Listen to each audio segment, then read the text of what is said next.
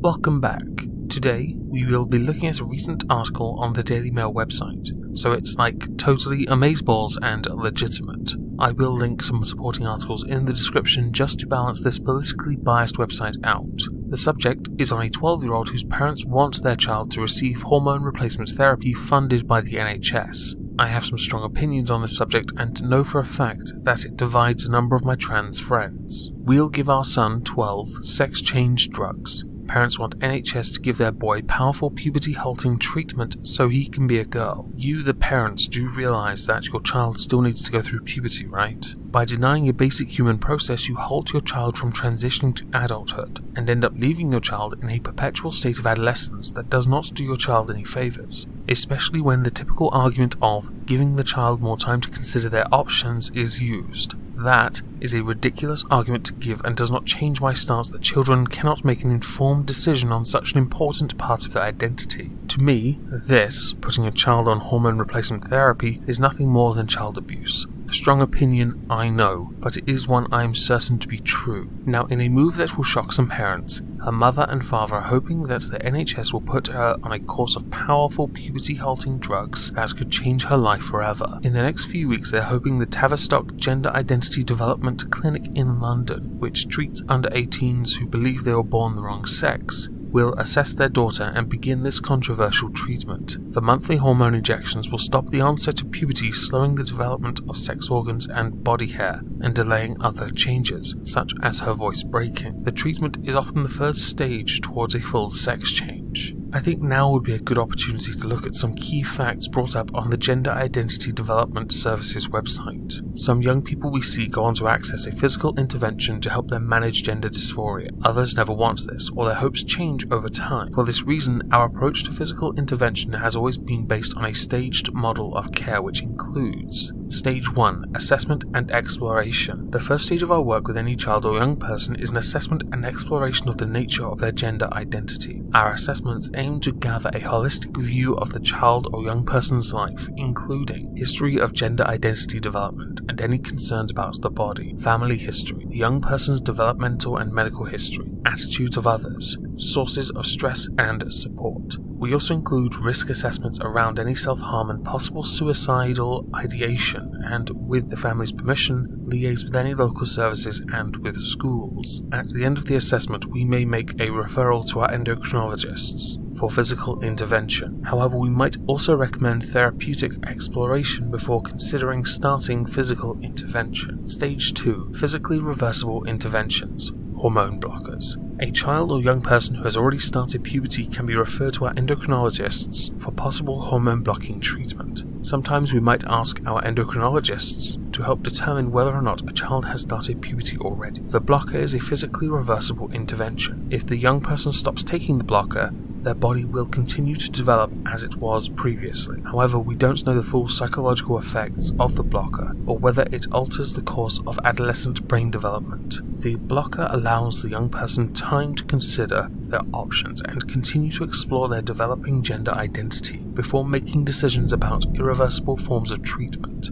We are therefore only able to offer the blocker if the young person continues to meet with us for ongoing psychological exploration and support, as well as attending appointments with our doctors and clinical nurse specialists. Stage 3. Partially reversible interventions. Cross-sex hormones. Cross-sex hormones can be prescribed from age 16 after a minimum of 12 months on hormone blockers. Cross-sex hormones will cause some irreversible changes to the body, as well as thinking about a young person's gender identity development. We also pay attention to their psychosocial functioning, their emotional well-being, and their physical health when considering the introduction of cross-sex hormones. For example, we would generally expect a young person to be engaged in meaningful social activity in their preferred gender role. Stage 4. Irreversible interventions. As a child and adolescent service, we do not provide any form of surgery. Given this, whilst the topic of surgery may come up in our sessions, we are not best placed to advise on surgical options. Adult gender identity clinics are able to provide surgical interventions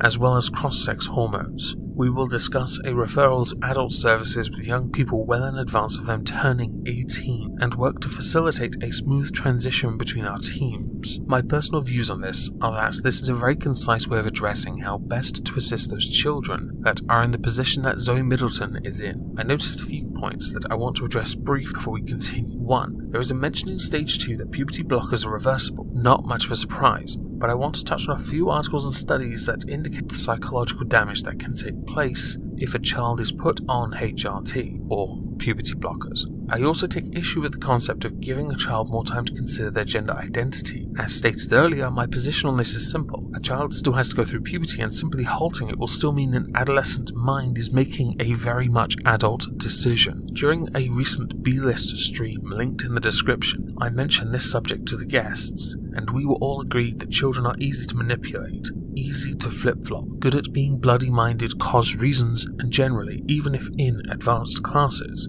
not capable of making the simplest of informed decisions, like voting in general elections, which is why I support the age of voting being 18. Seriously, we don't even have political classes in the UK. 2. Stage 3 is where the line is crossed, and I am curious as to whether the child will then, while on estrogen or testosterone, go through their biological sex as puberty, or if this is still being halted. So I want to have a quick... Okay, so there is mention of blood clots, heart disease, diabetes, and that obvious risk of infertility, which I can imagine is a very difficult possibility to try and drill into even the most educated child mind. Oh, there is a short piece on how hormone replacement therapy can negatively impact on a child's physical, mental, and social development, but there isn't enough information, really. To summarize this bit before continuing, the mind is a vastly complex thing that does not truly stop growing until we are in our mid-20s. Putting a child on hormone replacement therapy is a risk, but it still comes down to a child making an adult decision, a life-changing adult decision, which is why I do not support putting children on puberty blockers.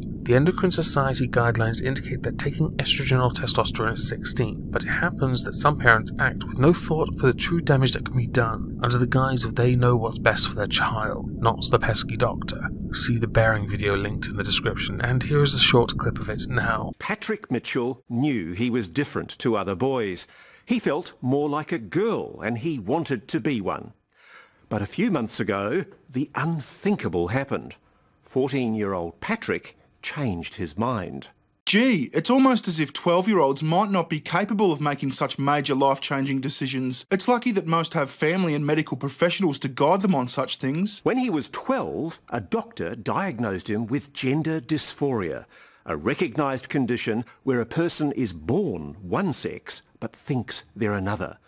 Of course, Patrick's mum, Ali, wanted the best for her child, and to help him transition to live life as a girl, she took the drastic action of giving her now daughter hormone replacement drugs. Yeah, of course she did. The monthly hormone injections will stop the onset of puberty, slowing the development of sex organs and body hair and delaying other changes such as her voice breaking. The treatment is often the first stage towards a full sex change. Earlier this year, the Mail on Sunday revealed that 800 children in England, some as young as 10, are receiving the drugs known as puberty blockers, but their use has sparked furious debates with critics branding the NHS as unethical for prescribing such life-changing drugs to young children. 800 children? Really? I can't be the only person that thinks this is highly unethical. Okay, the critics said it as well, but I also believe this. Some doctors are warning that the injections are still experimental, as little is known about their long-term effects. Others argue, however, that the treatment is essential to save transgender children from going through the agony of changing into the wrong sex. Karen and Zoe's father David are aware of the wider controversy, but say the priority is their child's happiness, and if this means taking injections to stop her turning into a young man, then that is what they think should happen. This little bit about changing into the wrong sex intrigues me. The child is already by their own decision the wrong sex, and puberty is a natural process. Once the doctor has confirmed that a child is gender dysphoria and they have passed all the invasive evaluations, air quotes around invasive, then and only then should hormone replacement therapy be considered and not simply given to the child like some mothers have done. Those mothers that have done it should have their children taken away from them. Oh, and a little dig at the politicians that simply want to remove all this and simply allow a person to say they are trans with no proof. You are also terrible people that make scientists weep. Now, once a child has gone through puberty, they can then fully commit to their transition, because a child has to go through puberty anyway. So they are then an adult, and before anyone says it, no one is denying a child their life is their own, and therefore a choice they can can make. I am saying that a child cannot make such an important decision. And finally, on this part of the article, a child's happiness is an admirable thing to try and keep, but your child is still just that, and you should, while supporting your child, do everything you can to ensure that know everything, but are patient. Gender dysphoria is a complex issue, and those diagnosed with it are often judged by a medical profession to be at higher risk of depression, self-harm and suicide. In August this year, an inquest heard how a 15-year-old Leo Etherington, who was born female, had hanged himself in his bedroom at High Wycombe. The teenager had been the first young person to publicly reveal at the age of 12 that he had started receiving puberty-blocking injections. At the inquest, his father told how Leo, who was previously called Louise, was angry with his school after staff reportedly refused him permission to change his name until he was 16, though the school denied this. Last month in Australia, another teen named Patrick, who had begun taking puberty blockers, said he had ceased taking the drugs after changing his mind and deciding to remain male. That sounds familiar. Previously, US psychiatry professor Paul McHugh has warned that prescribing puberty blockers for young children with gender dysphoria is an experimental treatment, unsupported by rigorous scientific evidence. Essentially, the children are guinea pigs. A final thing I want to address and would like you, the viewers, input on: should hormone replacement therapy for children be funded by the NHS? Do you believe a child should be allowed to go on hormone replacement therapy? And do you believe the guidelines presented by the Endocrine Society is right for the age of taking hormones? Oh, and for making this so public, do you believe this is beneficial to the child to put them on blast in the news? I will now, before I end, state that I do not believe this should be funded by the NHS. Maybe partially, but not fully. But I do understand the argument of why it should. I just disagree, as it comes down to a personal choice and is not a medical necessity for a child. An argument can be made for adults, but not children. I'm done now. Thank you all for listening.